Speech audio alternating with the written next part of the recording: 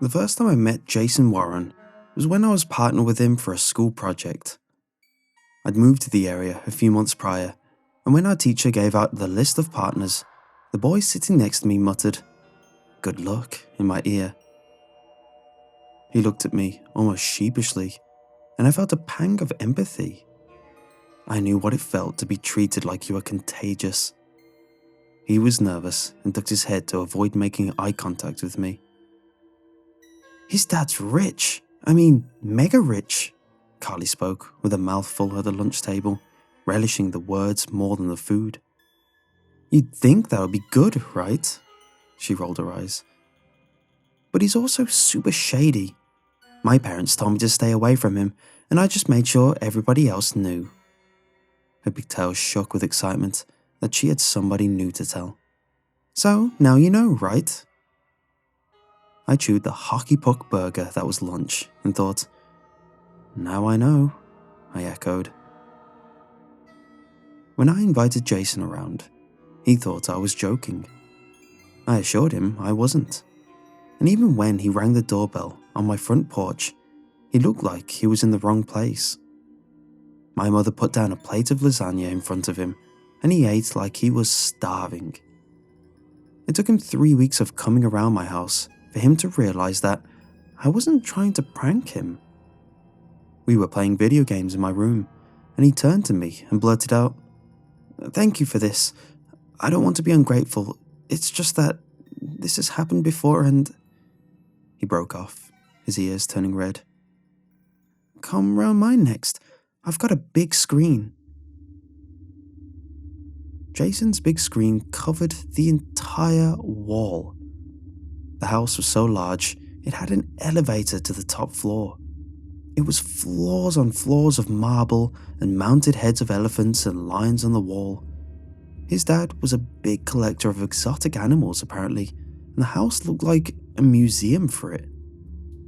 "The best thing," Jason told me happily, "is down in the basement." It was an aquarium. Not just an aquarium. An endless tangle of corridors and tanks with fish that glittered under neon lights. Some I'd never seen before, and I hesitated back when we looked over the top of the shark tank, and I saw a shadow twice my size lurking in the depths. Going to see the aquarium was one of my favorite things, but never when Jason's dad was there. He had a strange demeanor, and Jason cowered when he was in the room. One day, Jason told me there was something special in the aquarium, something new that I hadn't seen before. He was practically shaking from excitement. "Come over after school. I mean it. You won't want to miss it." I sat through the day, nervous, my leg hitting the desk as I bounced it under the table. We walked through the fields to get back, and the more we discussed it, the more I had a feeling something was terribly wrong. Jason licked his palm and slicked back his hair. It was an out-of-place gesture, one that his father sometimes made. "My dad says it's dangerous, that whatever I do, I can't touch it. We weren't even supposed to be down there." His voice suddenly had a conspiratory tone, and I hated it.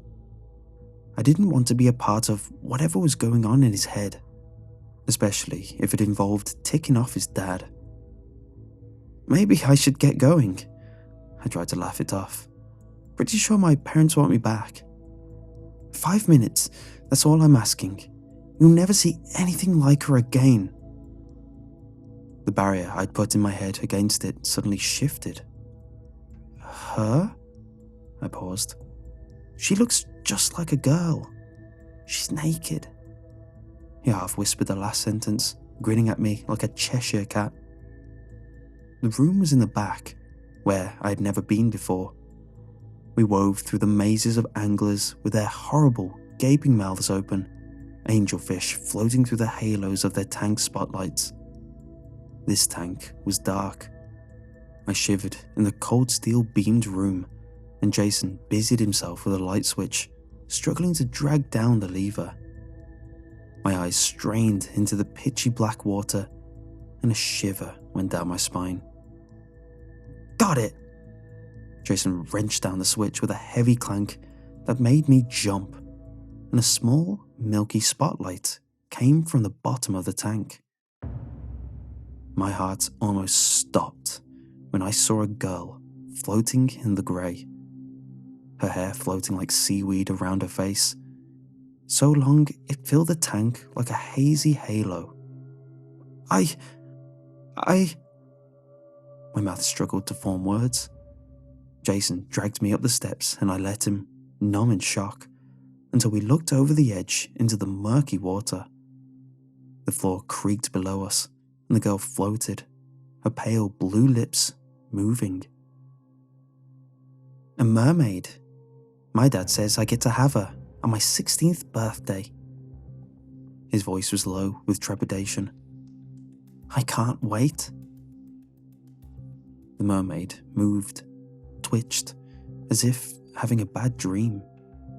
A small noise, the creaking of wood, the lapping of water, appeared deeper, and my head buzzed as I saw the lacerations on her body.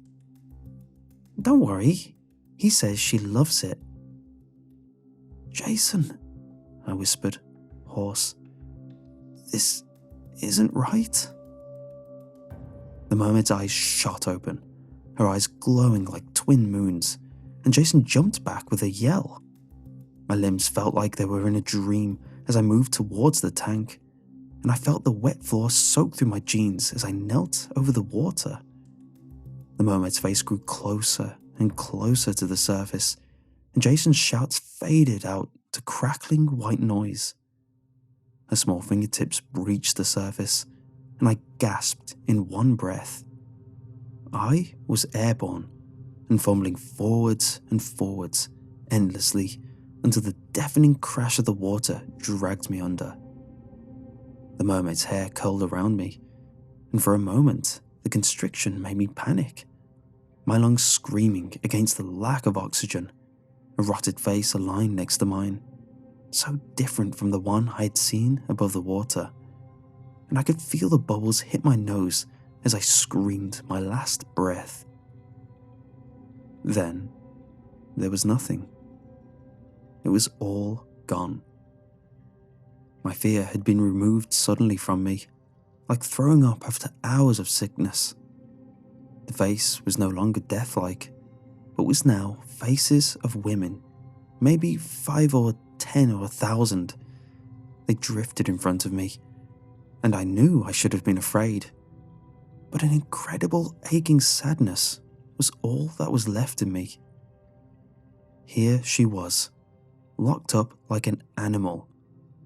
All that was left of her was slavery. Her sisters screamed out to her in the depths, and I saw their twisted mouths opening and shutting.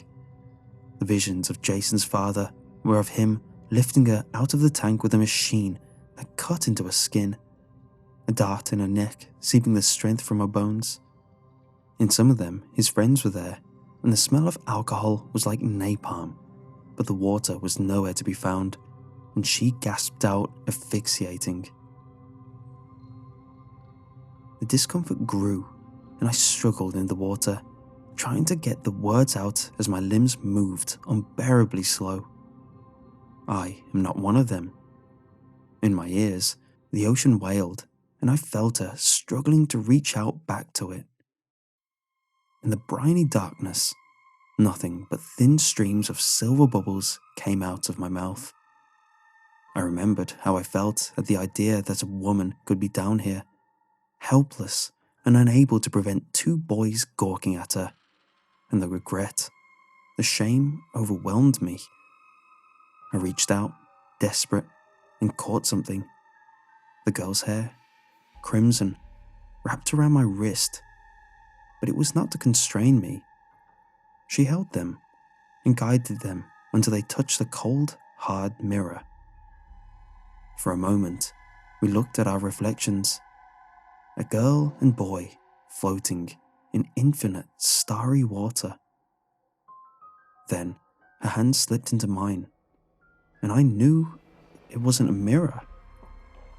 With one finger, I touched the glass on the tank, and I don't know how it was possible, but the faintest thread of a crack appeared in front of me. I felt the hands of them all, the hands of the 1,000 in my hand, and I closed my eyes and tapped the glass. We spilled head over tail, the world turning upside down. The unearthly scream of her joy as she fell. My own howl of pains as the glass of the shattered tank went into my leg. It all faded until nothing was left but silence. I turned and saw Jason, his face red and swollen from his tears. We were alone in the aquarium again, nothing but the drip of water as it fell from the remnants of the tank.